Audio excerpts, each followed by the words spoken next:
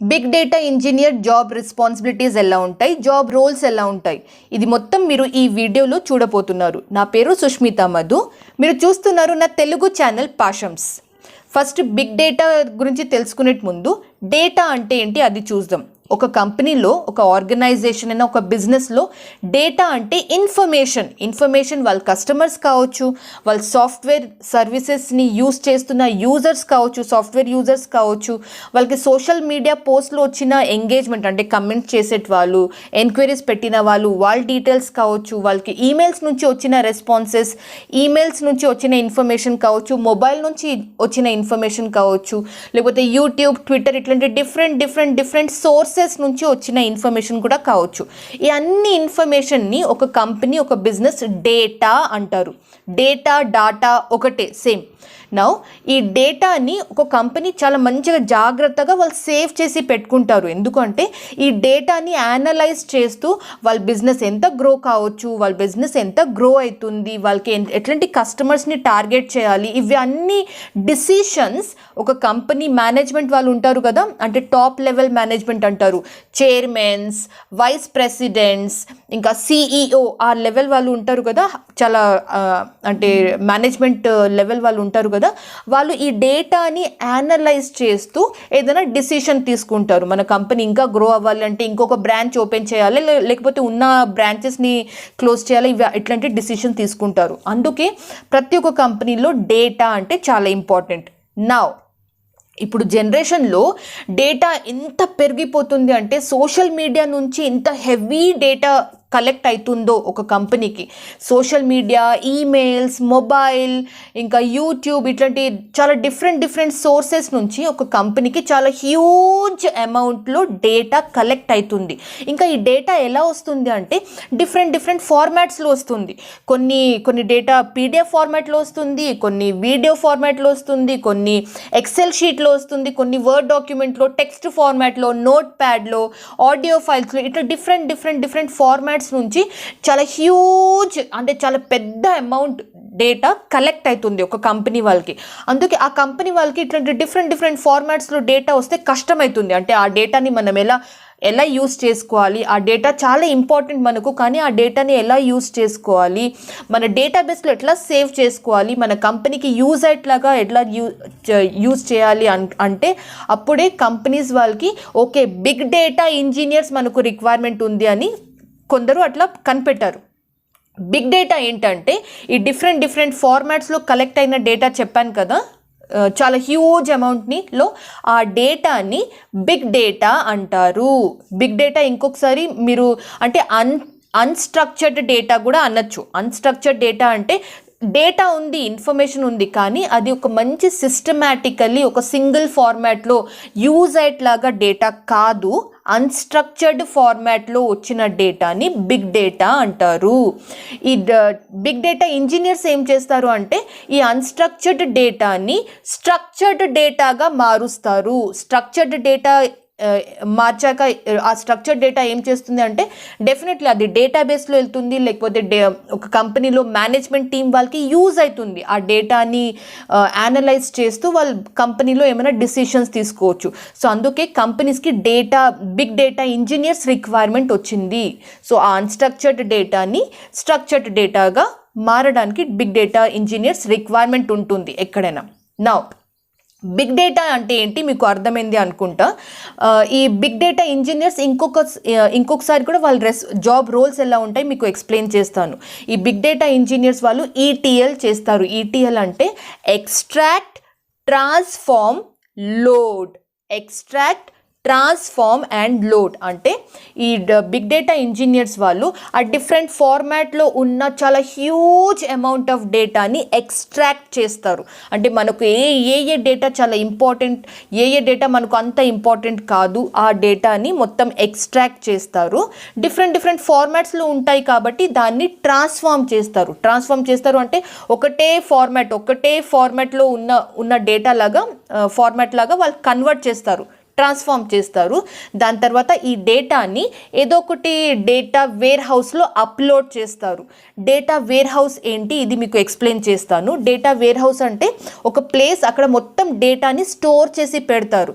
Data wear house database కాదు, కానీ data wear house example చెప్పడానికి, వేర్ హౌస్ అంటే ఒక మన నార్మల్ లోకల్ లాంగ్వేజ్లో గోడౌన్ అంటాం. గోడౌన్ అంటాం కదా. గోడౌన్స్ ఎలా పనిచేస్తుందో అంటే ఒక ఎగ్జాంపుల్ కూడా చెప్తాను. లెటస్ టేక్ ఒక బుక్ స్టోర్ ఎగ్జాంపుల్. ఒక బుక్ స్టోర్ బిజినెస్ ఓనర్కి ఒక షాప్ ఉంది. ఆ షాప్లో డిఫరెంట్ ర్యాక్స్ ఉంటాయి. ర్యాక్స్లో బుక్స్ పెట్టుకుంటారు. ఒక షెల్ఫ్లో 10 బుక్స్ ఉన్నాయి అనుకోండి. ఆ 10 బుక్స్ సేల్ అయిపోతే తర్వాత ఈ బుక్ స్టోర్ ఓనర్ ఏం చేస్తారు, గోడౌన్ నుంచి బుక్స్ని తీసుకొచ్చి మరి ఆ ర్యాక్స్ ఫుల్ చేసి పెట్టుకుంటారు. సో ర్యాక్స్ నుంచి బుక్స్ సేల్ అవుతూ పోతుంటే బిజినెస్ ఓనర్ గోడౌన్ నుంచి తెప్పిస్తూ ఉంటారు. ఇంకా ఆ షెల్ఫ్స్లో మొత్తం ఫిల్ చేసి పెట్టుకుంటూనే ఉంటారు. అంతే కదా. సేమ్ ఇది డేటా వేర్ హౌసెస్ కూడా అంతే. అది స్టోర్ రూమ్ లాగా. దానిలో ఉన్న డేటా ఒక కంపెనీలో డేటా అనలిస్ట్ అయినా, డేటా సైంటిస్ట్ అయినా, లేకపోతే బిజినెస్ అనలిస్ట్ వాళ్ళైనా, లేకపోతే డేటాబేస్ అడ్మినిస్ట్రేటర్ అయినా, వాళ్ళందరూ ఎవరికి ఏ డేటా అవసరమో ఈ డేటా వేర్ హౌస్ నుంచి ఆ డేటాని వాళ్ళు తీసుకుంటూ ఉంటారు. అంటే ఎప్పుడు వాళ్ళకి వర్క్ రిలేటెడ్ అయినా, వాళ్ళ బిజినెస్ రిలేటెడ్ అయినా, వాళ్ళకి ప్రెజెంటేషన్స్ రిలేటెడ్ అయినా, ఎప్పుడు ఏ రిక్వైర్మెంట్ ఉంటుంది డేటా వేర్ హౌస్ నుంచి ఆ డేటాని కలెక్ట్ చేస్తూ యూస్ చేస్తూ ఉంటారు. So big data engineer work ఏంటంటే ఆ అన్స్ట్రక్చర్డ్ డేటాని స్ట్రక్చర్డ్ లాగా మారి ఈ డేటా వేర్ హౌస్లో అప్లోడ్ చేసి పెట్టేట్లాగా వర్క్ ఉంటుంది. సో మీకు ఈ ఎగ్జాంపుల్ అర్థమైంది అనుకుంటా. వేర్ హౌస్ అంటే గోడౌన్, డేటా వేర్ హౌస్ అంటే ఒక గోడౌన్ లాంటి ఒక ప్లేస్. అంటే అది ఒక ఇమాజినరీ ఒక ప్లేస్. దానిలో మనం మొత్తం డేటాని స్టోర్ చేసి పెడతాం. So big data engineer role responsibilities ఇలా ఉంటాయి.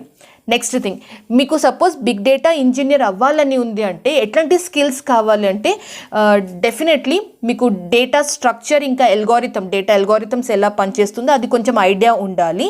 Very important.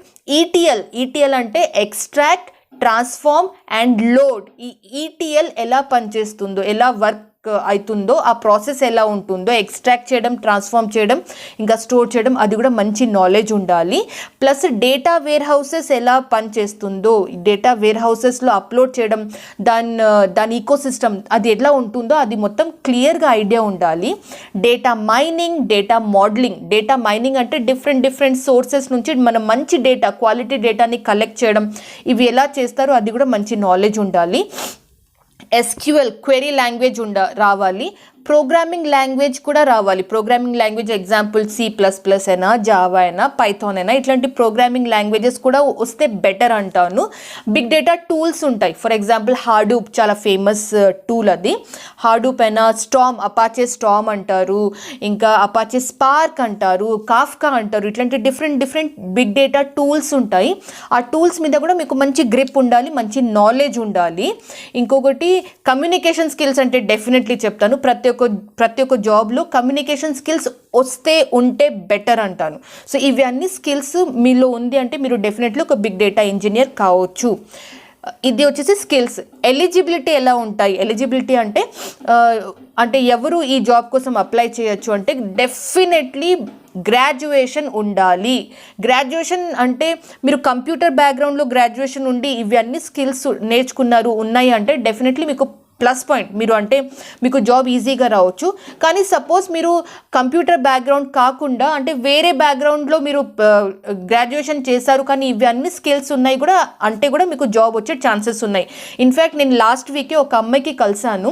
తను బయోటెక్నాలజీలో బీటెక్ చేసింది, కానీ తనకి బిగ్ డేటా ఇంజనీర్గా జాబ్ వచ్చింది మంచి మల్టీనేషనల్ కంపెనీలో.